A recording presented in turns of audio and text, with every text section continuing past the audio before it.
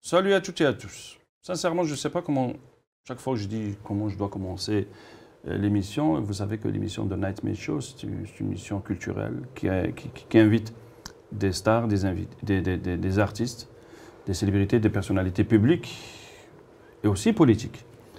Mais aujourd'hui, j'étais obligé d'inviter, je voulais l'inviter sur un autre cadre de fraternité, de joie et de bonheur pour qu'on partage des moments de bonheur et pour qu'on voit un petit peu la vie en rose. Mais certains événements, je ne peux pas les laisser passer inaperçus, ou je passe outre.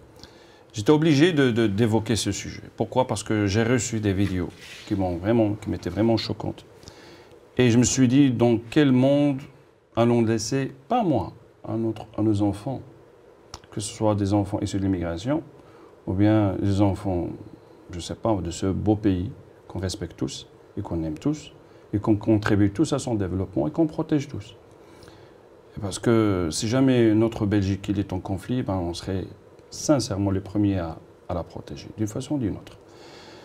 Et c'est pour ça que je me suis dit, chers téléspectateurs, que je vous invite aujourd'hui à rentrer avec moi dans ce cadre qu'on va frôler la politique, sincèrement, parce que je n'ai pas le choix. Aujourd'hui, je vous invite à saluer avec moi monsieur Jamel Ekazban, parce que c'est un monsieur politique qui a évoqué le sujet d'une façon avec chaleur, avec ses tripes. Et je me suis dit, il faut que j'appelle monsieur Jamel pour qu'on puisse parler ensemble sur ces tristes événements. Et je te remercie sincèrement, monsieur Jamel, d'avoir accepté mon invitation malgré tes empêchements. Je sais très bien que tu es trop sollicité. Et merci beaucoup d'abord. Mes pour l'invitation et merci de traiter de sujets importants. Voilà. Donc, comme j'ai dit à mes téléspectateurs, que le sujet il est vraiment triste. Il est vraiment, comment dirais-je, grand. Et avant qu'on commence, qu'est-ce que t'en dis si on invite nos téléspectateurs à regarder certaines vidéos de ce qui s'est passé malheureusement il y a 3 jours? J'invite nos chers téléspectateurs à faire sortir les enfants parce que les vidéos sont choquantes et on ne va rien censurer, sincèrement. Je vais les montrer comme je les ai reçues. Alors je vous laisse regarder certaines vidéos, on revient. Oui.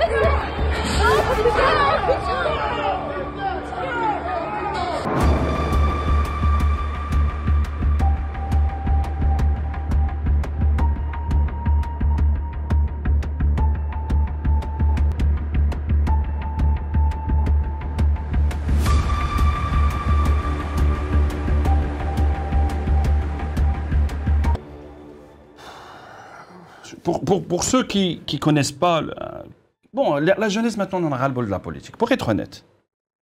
Parce qu'ils ont dit, on nous promet maintenant, la Belgique fonce face au mur, il y a pas mal des échos.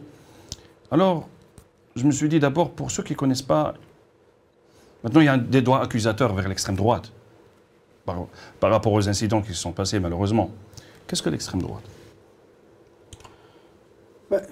D'abord, je pense que ce qui est important de dire, d'abord l'extrême droite, c'est tous ces mouvements qui captent tout ce qui peut exister comme haine de l'autre, la haine de celui qui est différent. Donc on a la haine de l'autre parce qu'il n'a pas la même religion que moi, il n'a pas la même couleur de peau que moi, il n'a pas les mêmes origines que moi, il n'habite pas le même quartier que moi. Donc toutes ces haines sont symbolisées autour de l'extrême droite. et donc ce qu'on appelle aujourd'hui en tout cas l'extrême droite. Mais il faut appeler un chat un chat. Ce qui s'est passé dimanche dernier à Molenbeek, d'abord c'est scandaleux, c'est inadmissible, c'est inhumain. C'est une expédition punitive, raciste, islamophobe, organisée, préméditée. Elle est condamnable et j'espère que les auteurs seront poursuivis et condamnés.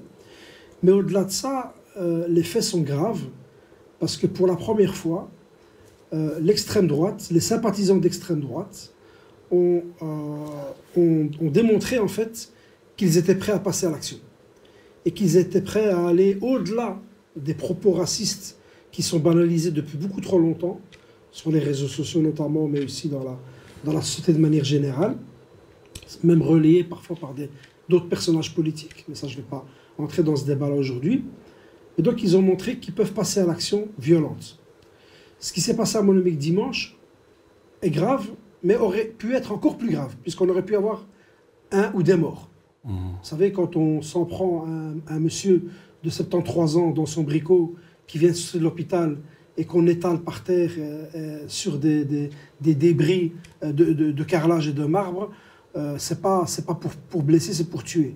Quand on jette des bonbons de gaz à la tête de son fils et de ce monsieur, c'est pas pour blesser, c'est pour tuer. Donc il y a quelque chose de très grave qui s'est passé, c'est que l'extrême droite a montré qu'elle était capable de passer à l'acte. Puisque ces gens ont choisi délibérément de passer dans ce quartier populaire de Molenbeek. Alors on va se poser la question aussi de savoir pourquoi est-ce qu'ils sont passés là, pourquoi est-ce qu'on les a laissés passer là, et pourquoi il n'y a pas eu un encadrement pour soit les escorter jusqu'à Bonport, ou soit les dévier des quartiers populaires, qui n'ont fait que se défendre. Donc moi je trouve que c'est très grave, parce que quand je vois les réactions dans la classe politique, on minimise encore un petit peu ce qui s'est passé. On a l'impression que c'est juste des débordements de supporters de football. Non, ce qui s'est passé n'a rien à voir avec le football, justement, n'a rien à voir avec le sport, n'a rien à voir avec les valeurs du sport. Ce sont des groupes de supporters, pas tous évidemment, je ne vais pas généraliser, mais qui sont noyautés par des gens qui appartiennent fièrement à l'extrême droite. D'ailleurs, je n'invente rien, puisque eux-mêmes, ils se prennent en photo dans des stades de football en train de faire le signe hitlérien. Ce sont des gens qui chantent dans les stades des chants antisémites. Donc, on a affaire à quelque chose de très grave et de très dangereux pour l'avenir si on ne se saisit pas de la question. Justement, moi, je suis pas quelqu'un qui jouait beaucoup le foot, mais sincèrement, même lorsque j'ai des grands événements de footballistique, à savoir par exemple la Coupe du Monde ou bien la Ligue des Champions, tout ce que tu veux, moi ce que j'aime bien, c'est ce climat de fraternité entre les supporters. Sincèrement, je vois qu'ils sont tous comme ça, le jeu avec les bras et tout, que ça fait la tournée du stade et tout. Et je vois, il y a pas mal, les médias se focalisent sur la multiculturalité du public. Donc le sport doit évoquer, doit insister sur le vivre ensemble, sur la paix entre les communautés et entre les civilisations. Donc d'où vient cette haine? Comment ça se fait qu'on mélange le sport avec la politique ou bien l'idéologie politique? Le sport, normalement, ça devrait être un vecteur de dialogue et de rapprochement des peuples. Ouais. Vous avez donné des exemples fabuleux de rapprochement des peuples, de rapprochement de la différence. Aujourd'hui, le sport est parfois instrumentalisé. Et le stade de football, on parle des supporters brugeois, mais il y a d'autres stades en Belgique où vous avez souvent des propos insultants à l'égard d'un joueur de couleur, un joueur noir.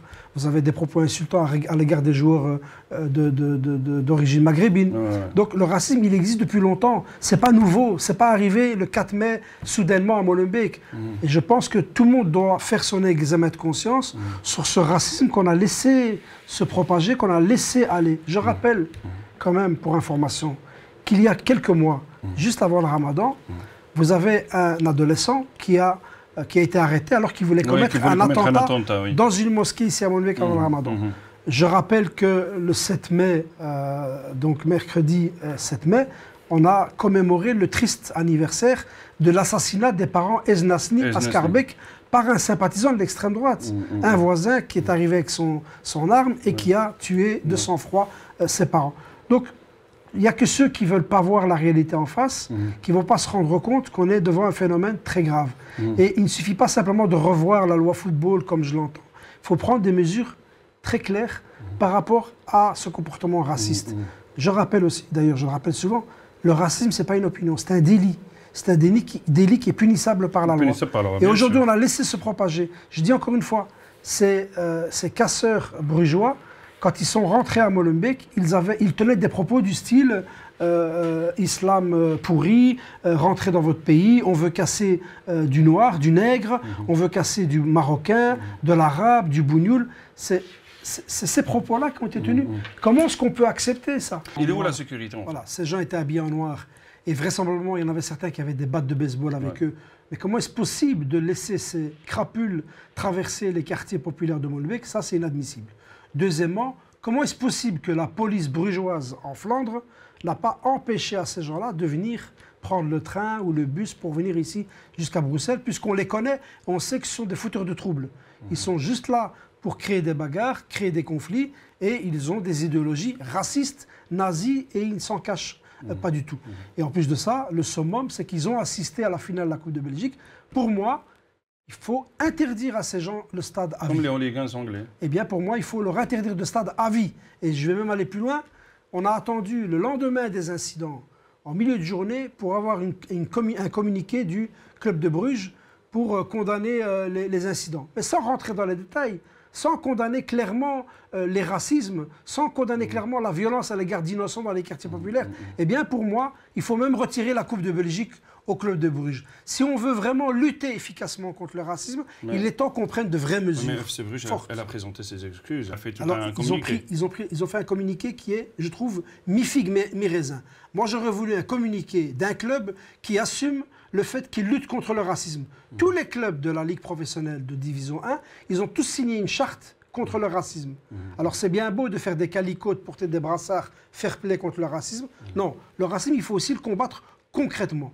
Quand vous avez des énergumènes, des crapules qui font partie officiellement de vos copes de supporters, eh bien, soit ils changent de comportement et d'attitude, ou soit ils sont exclus des stades. Ces gens-là n'ont rien à faire dans les stades, et ces gens-là, on leur a laissé beaucoup trop de place dans notre société. C'est ce que je dis. D'après vous, en fait, c'est l'arbre qui cache la forêt. C'est certainement l'arbre qui cache la forêt. Bon, je ne vais pas rentrer dans les détails aujourd'hui, mais on sait très bien qu'il y a des groupuscules d'extrême droite qui se préparent à certains endroits à Bruxelles, en Belgique. Ils s'entraînent même parfois et ils sont prêts à participer, à organiser de la castagne pour casser de l'arabe, pour casser du bougnoul, pour casser du musulman, pour casser du marocain. Et ça, on le sait. Et ça, je pense que la Sûreté de l'État elle a assez d'informations. D'ailleurs, il y a quelque temps, la Sûreté de l'État, dans un de ses rapports, avait justement déjà pointé le danger de justement l'émergence de ces groupuscules d'extrême droite. Alors, les plus jeunes ne le connaissent pas, mais moi, je l'ai connu dans le temps. Il y a des années, j'ai milité dans SOS Racisme, et à l'époque, on avait déjà des petites milices d'extrême droite du Front de la Jeunesse qui venaient à Molenbeek avec des carabines à plomb et qui pétaient toutes les pare-brises des minibus. Parce qu'ils savaient que les minibus, ils appartenaient aux familles nombreuses, aux familles d'origine maghrébine. Ça, c'était il y a des années, c'est dans le milieu des années 80, début des années 90. Ils venaient même jusqu'ici à Molenbeek avec des carabines pour péter les minibus, les véhicules des familles maghrébines. Et sûrement, vous avez un petit peu trop, vous étiez un jour, chaque minute, même je crois, à consulter les médias, les réactions des médias. Est-ce que l'intervention des médias, vous l'avez trouvée juste? Comment vous l'avez jugée? Comment vous la jugez? Alors, il y a certains médias qui sont sérieux, qui ont fait leur travail convenablement, qui ont vraiment relayé la vraie information. Il y a des médias qui continuent avec des médias poubelles, pour moi, et des médias qui continuent, en tout cas, à servir la soupe à cette banalisation du racisme. Donc, quand on va mettre les pieds dans le plat. Mais quand on me parle des jeunes, on a filmé des jeunes en train de s'en prendre à des membres de ces groupuscules d'extrême droite, à ces pseudo-supporters brugeois. On a montré ces images-là en voulant montrer du doigt les jeunes des quartiers populaires du quartier maritime, sans parler de ce qui s'est passé précédemment, sans parler de ces centaines de supporters qui tout d'un coup les autres, ils ont dit, ce sont débarqués. Légitime de défense. C'est la légitime défense. Pourquoi est-ce qu'on refuse à nos jeunes dans nos quartiers le droit à la légitime défense? Si ça avait été d'autres publics, d'autres populations, là on n'aurait pas discuté, là on n'aurait pas dit ah c'est pas bien, ils se sont vengés, ils ont répliqué. Et pourquoi faire la loi avec ses propres mains? Il y a des autorités, il faut les appeler. S'il y avait une présence policière suffisante, si on avait empêché à ces hooligans de pénétrer dans Molenbeek et de s'en prendre à des personnes âgées, à des citoyens innocents et à des femmes parce qu'elles portent le voile, eh bien les jeunes n'auraient pas eu besoin de défendre leur quartier. Ils ont dû défendre leur quartier parce que personne ne l'a fait. Parce que la population dans ces quartiers-là s'est sentie abandonnée par les autorités. Ça c'est la réalité. On a abandonné ces quartiers-là. Et je ne suis pas convaincu que si ces événements s'étaient déroulés dans d'autres parties de Bruxelles, on aurait eu un abandon de ce type-là. Je ne pense pas. On va voir un petit peu la couverture des médias par rapport à ces événements. On va voir certains médias, qu'est-ce qu'ils ont dit, et on revient. Il est 13h15, gare centrale. Des membres du noyau dur du club de Bruges tentent de provoquer des confrontations avec les supporters d'Anderlecht. Jets de pétards, fumigènes, la police en nombre intervient pour les séparer. À partir de ce moment-là, une petite centaine d'hommes cagoulés va sortir des radars. Ils quittent les lieux direction Jette et Molenbeek, plus précisément le quartier de Ribeaucourt. Dans cette vidéo, on voit clairement une scène de ratonnade. Il est à peu près 15 h, nous sommes dans l'entrée d'un magasin de carrelage rue Van der Stickelen. Les deux propriétaires des lieux, un père et son fils, sont violemment agressés et blessés. L'établissement est entièrement saccagé. Un peu plus tard, une autre image, filmée plus haut dans la rue, celle d'un homme gisant sur le sol, un hooligan brugeois frappé en guise de représailles par des voisins. 2 Bruxelloises du quartier viennent le secourir. Et toujours aucun policier sur place, malgré le climat très tendu depuis le début de l'après-midi. Et là, vous vous êtes pas dit que c'était un peu dangereux, qu'il fallait un petit peu renforcer et les suivre jusqu'à l'heure du match ? On a travaillé sur différents plans. On était présent dans le centre, on était présent près du stade et donc on était vraiment prêt à intervenir où il le fallait. Oui, mais vous n'étiez pas à Molenbeek. On n'était pas prévu tout de suite à Molenbeek, on a rejoint le groupe par la suite. Ce sont des images d'une grande violence. Il est 15 h hier après-midi lorsqu'une cinquantaine de supporters du club Bruges s'en prennent à ce magasin de bricolage à Molenbeek. Armés de bonbonnes de gaz et de carrelage, ils agressent le gérant âgé de 73 ans et son fils. Ce matin, celui-ci témoigne anonymement, encore traumatisé. Mon père a voulu éviter les dégâts, du coup il a voulu fermer les volets avant qu'ils rentrent dans le magasin. Mais malheureusement, ils l'ont pas raté. Et en voyant ça, j'ai voulu protéger mon père. Moi, ça m'a mis un choc. Je savais plus quoi faire. Moi, j'étais par terre. Je ne sais pas si je devais penser à ma vie ou à celle de mon père. Mon père est tombé sur la tête. Il a eu une ouverture sur le crâne, au niveau du crâne. Et moi, j'ai des bleus partout, les côtes cassées, le visage déformé, etc. C'était vraiment violent. Les faits se sont déroulés en quelques minutes. Pour lui, c'est clair, le caractère raciste de l'agression ne fait aucun doute. Il disait « Ik ga u vermoorden, het is uw laatste tijd, ga terug naar uw land ». C'est vraiment des mots purement racistes. En ramassant des coups, t'entends ça en même temps, c'est vraiment choquant, quoi. C'est tout un quartier sous le choc. Cette habitante a tout filmé depuis son balcon juste en face. Et ils ont commencé à agresser un monsieur sur une moto. Il casse les voitures! D'autres violences ont eu lieu en pleine rue dans le quartier. Et elle est où la police? Tandis que plusieurs témoins rencontrés ce matin déplorent l'arrivée tardive des forces de l'ordre. Tout ça se passe, on va dire, sur un délai de 30-40 minutes. Nos patrouilles ont été averties. Il y a à peu près 10 patrouilles de la police locale zonale qui s'est rendue, qui est venue ici dans le quartier. C'est de manière plus générale Bruxelles qui manque de moyens. Le ministre de l'Intérieur Bernard Quintin dénonce des actes inacceptables. Le travail d'identification des auteurs se poursuit. Est-ce que c'est pour vous, c'est alarmant? C'est une bombe à retardement? Est-ce qu'il faut un petit peu secouer un petit peu les responsables, qu'on dit tiens, il y a un sérieux problème qu'il faut traiter? Oui, bien sûr. Moi, je lance un cri d'alarme parce qu'il y a quelque chose de très grave qui est en train de se passer. Des événements graves de dimanche, on est déjà en train de les banaliser. On est déjà en train de faire comme si c'était des petits débordements de rien du tout. Non, c'est quelque chose de plus profond, qui est très grave, qui est dangereux pour la population de nos quartiers. Et nous, notre rôle, c'est de défendre les populations dans tous les quartiers de Bruxelles et de la Belgique. Ici, ce n'est pas le cas. Il n'y a pas une prise de conscience assez forte.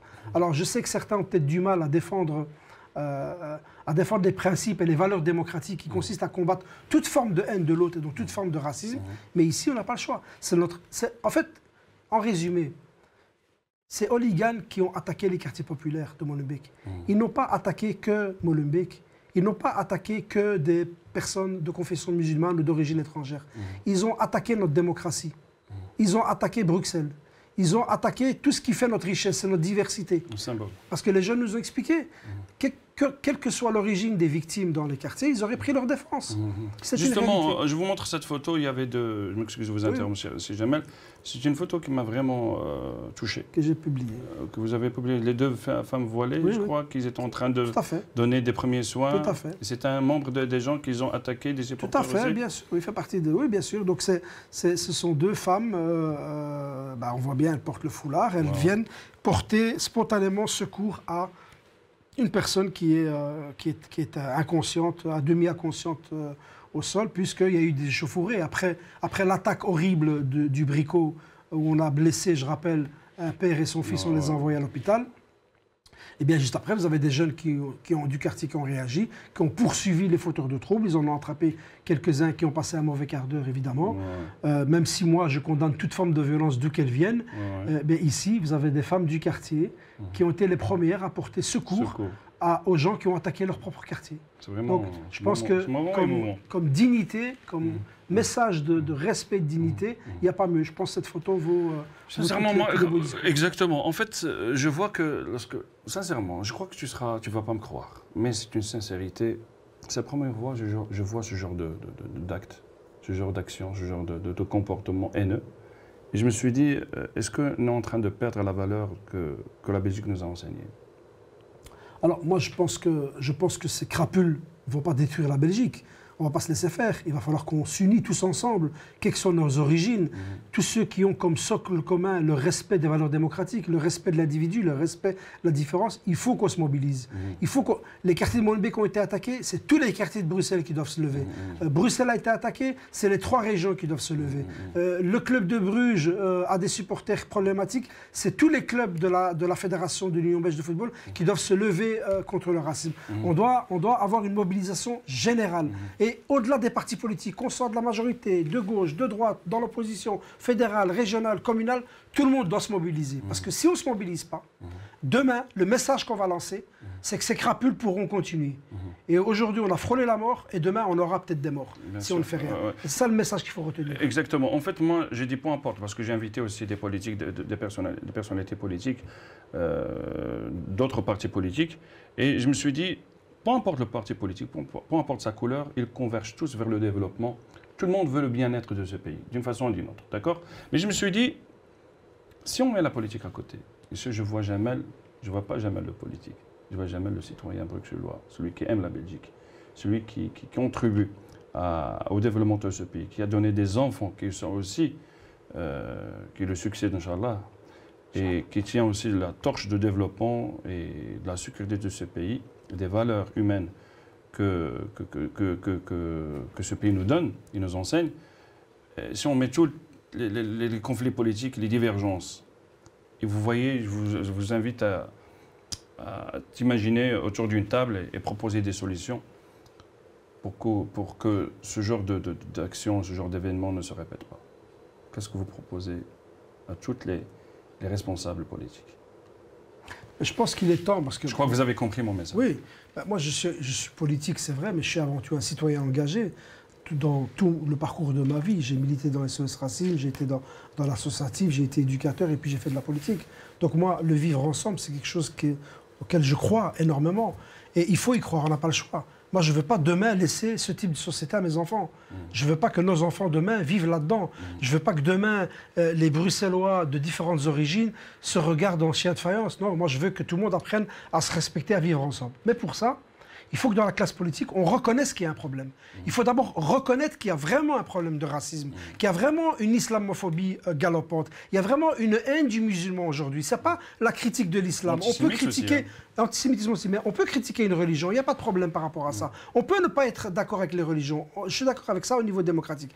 Mais aujourd'hui, il y a une haine du musulman qui est en train de se développer, et on est en train de la cautionner. Alors en Belgique, on n'est pas encore au stade de la France, mais en France, c'est catastrophique. Vous avez aujourd'hui des élus qui portent des discours d'extrême droite, qui portent des discours islamophobes.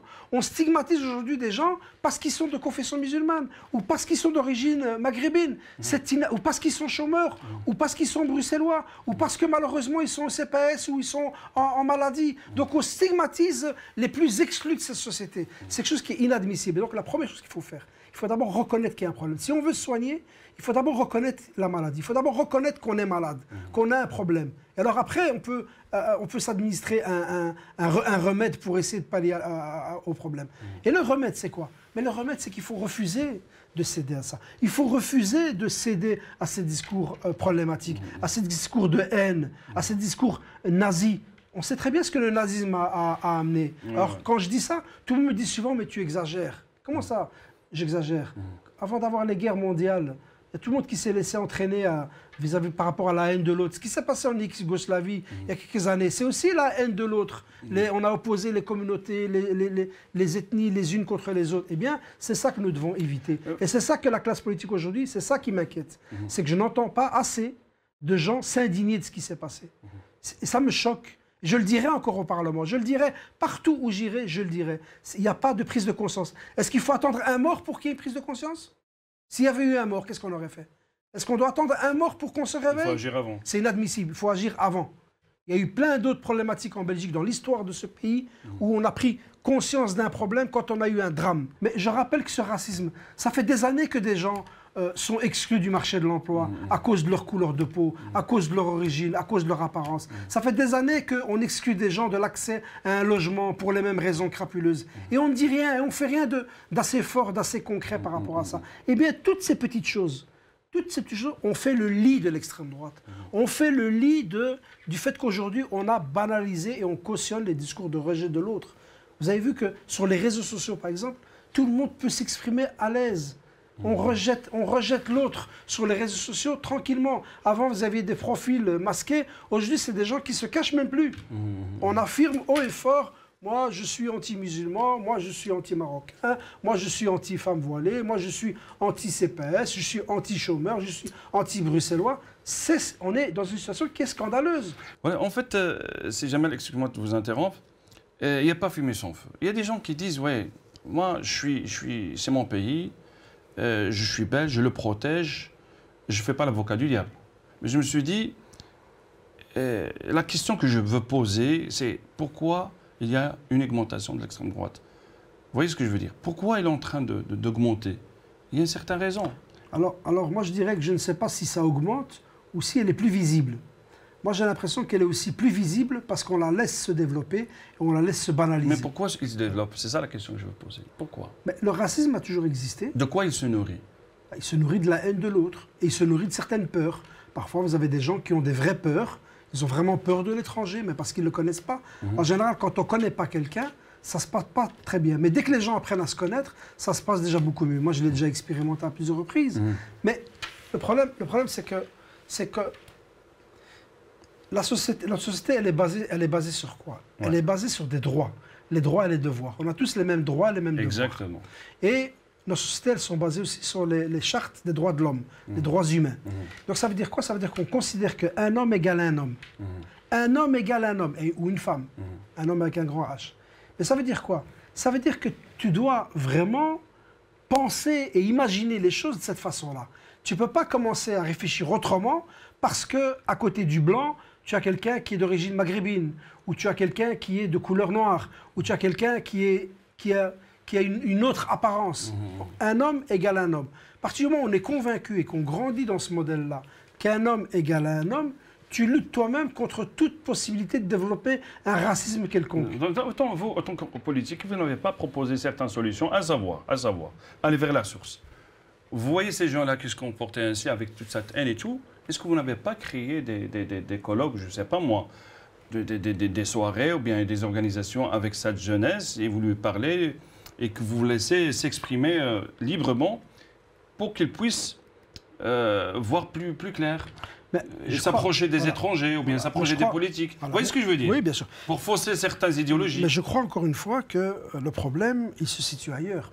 Ici, à Bruxelles, dans la plupart des quartiers, les relations interpersonnelles entre les gens, les voisins, quelle que soit leur origine, ça se passe plus ou moins bien. D'ailleurs, je tiens à saluer le travail de tous les acteurs sociaux, des enseignants, des éducateurs, qui créent des endroits de discussion, qui créent... Par exemple, vous avez eu la période de Ramadan qui vient de s'écouler. Ça fait des années qu'il y a des moments de partage et d'échange entre musulmans et non-musulmans. Ça fait des années que les gens ont appris à se connaître les uns les autres. Et donc, automatiquement, on sait que dans ces quartiers-là, dans ces endroits-là, il n'y a plus vraiment le même racisme. Lorsque j'ai vu la photo que vous avez diffusée, que le monsieur là, du supporter qui a reçu les premiers soins des 2 femmes voilées, je me suis dit, et c'est sur ça qu'on termine, je me suis dit, est-ce que ce monsieur-là maintenant ne se pose pas des questions et se dit, qu'est-ce que j'ai fait?